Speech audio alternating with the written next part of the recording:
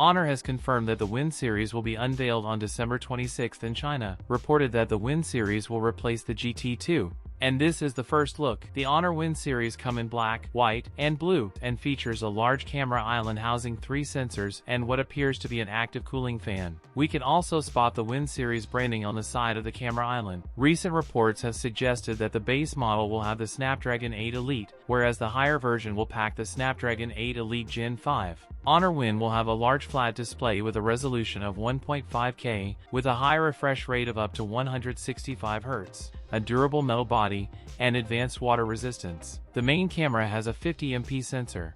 One of the two devices is also rumored to bring a massive 10,000 mAh battery with 100W wired charging support. It is still unknown whether the Honor Wind smartphones will be released outside the Chinese market. That's it for today's video. If you enjoyed it, don't forget to like, comment, and subscribe for more content. Thanks for watching, and I'll see you in the next one.